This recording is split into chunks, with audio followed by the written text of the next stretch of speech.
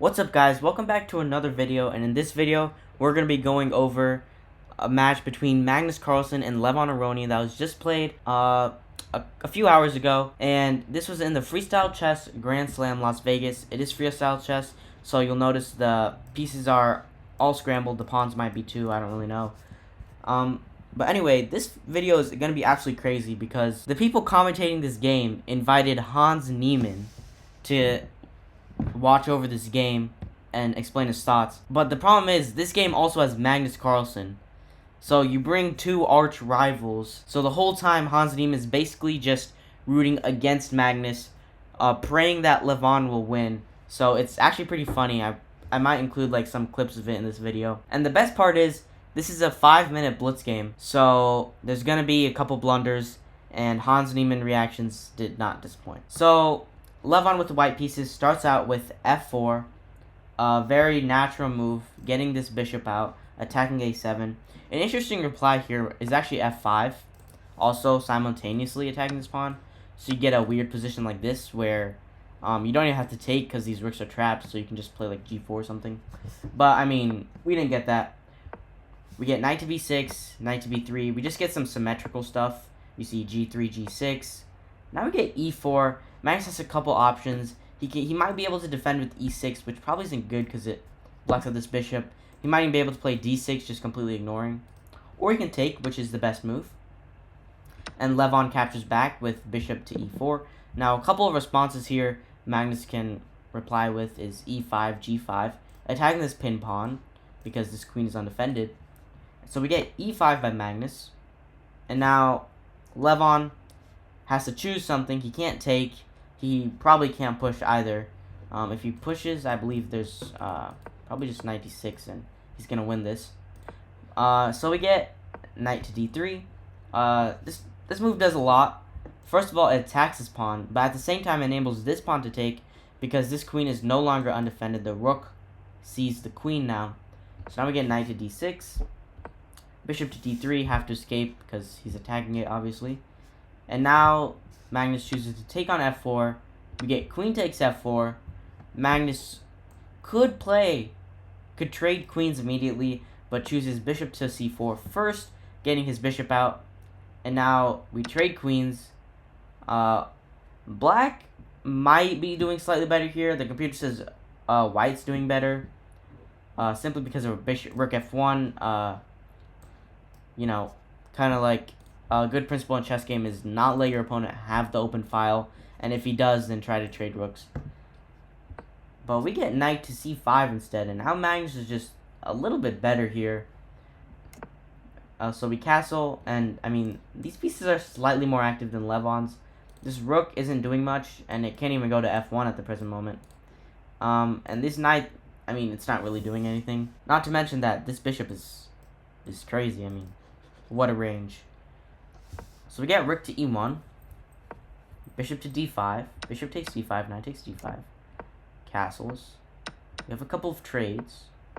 No player here is actually doing much better. It's about a draw-ish position, and I mean, what's there to say?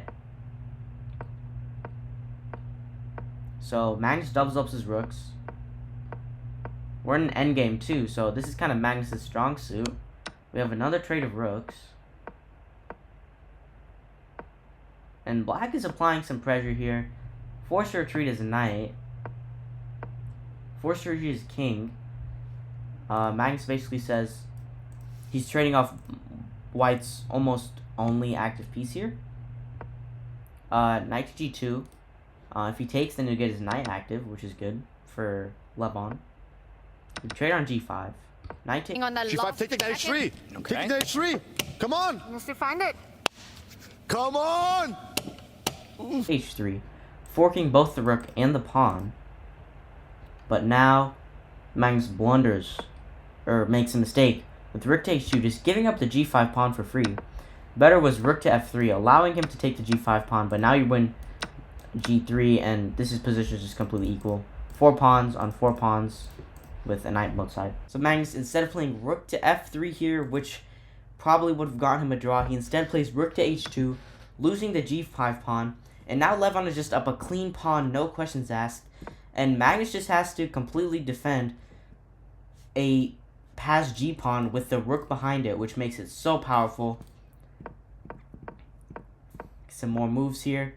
Rook to g2, and this is Magnus's only chance. He can trade off the rooks, and the pawn isn't as powerful if there's no rook behind it. But instead of doing that, Magnus moves his rook to f1 instead.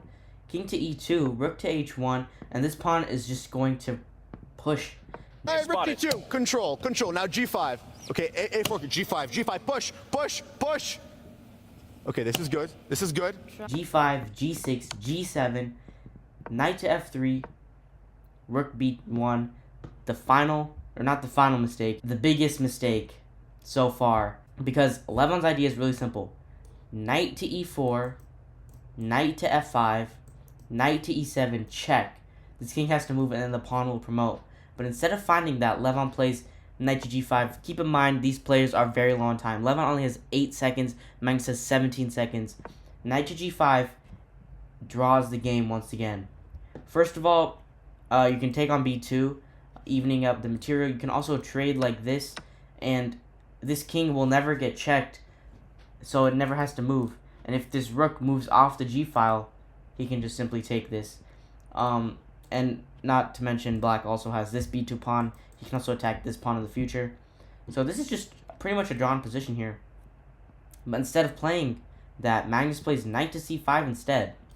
And now, again, Levon is completely winning. He has to find the brilliant knight to f7. King takes, you promote, and if you don't do anything, say you just take like this, knight to h3, knight to h6, check, king moves, and you promote once again with mate on the next move. But instead of playing knight to f7, Levon plays knight to h7, which looks just the same, but it's not winning, because the whole idea is to go knight to f6 check, but here Magnus is playing knight to d7, controlling the f6 square, and once again the position is almost equal. Levon can play rook to g6, he can try to attack this knight, but everything will fail. Magnus plays Levon plays knight to f8 instead, completely drawing the game. I mean, this is just a draw offer at this point. Knight takes f8. You lose the pawn. You trade the knights. This b2 pawn is being attacked.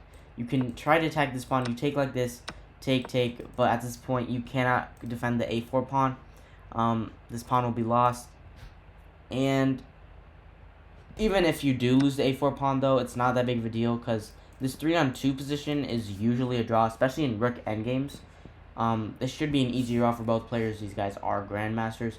But instead of trading the knights and taking the b2 pawn, Magnus plays knight to e5. I mean, I don't know what he's thinking. Just trade the pawns. This g pawn is going to be a headache.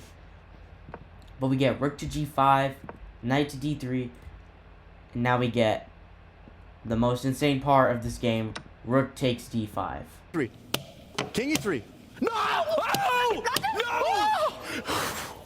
Wait. And you can just see the eval bar shoot down, and because knight to f4 wins on the spot. It's just a fork of the king and the rook, and if knight to f4 was played, then Levon would probably resign.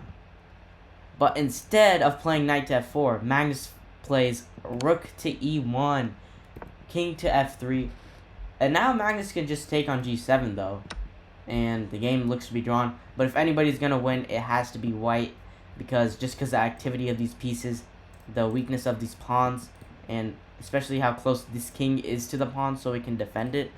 And so Levon manages to convert this pretty smoothly here, and wins a couple of the pawns. It's still a draw though, but it's 1 against 2. Magnus does have to play with perfection, and Magnus only has 6 seconds while Levon has 7 seconds, so it is kind of hard. So we get knight to d3, looking for this fork, which, I mean, if it was missed again, it would be pretty funny. But we get rook to d4, not allowing this. I mean, it allows this, but then you can just move the king, which happens at the game. And knight to c5, check. It looks like it's not a fork because this knight protects it. But here you can play knight to c4. You're attacking this pawn, and the pawn pushes, and for a moment it looks like this rook can't get here, and this pawn might just be able to promote. But Levon plays rook to c5. In this position, Magnus resigns because this knight on c6 is being attacked. It can't be protected with, say, something like rook b6. This knight just takes. And if this knight moves somewhere, then rook to a5. This pawn will be won. There's no way to protect it. And these two pawns will just simply promote to queens. There's really no easy way of stopping them. And with that, Levon Aronian advances to the championships bracket while Magnus is eliminated and goes on to the losers bracket. And I believe that people in the losers bracket cannot win first or second, and they can only win third or fourth. So Magnus has no chance of winning this tournament anymore, and he might even be knocked out. I'm not really sure at the rules. I have to look at them. But yeah, what a game. And of course, Hans Niemann's reactions did not disappoint. Oh my goodness! Please tell me you won. You won. There it is. The resignation. Levon Aronian, a 2-0 victory in the tie break against Magnus Carlsen.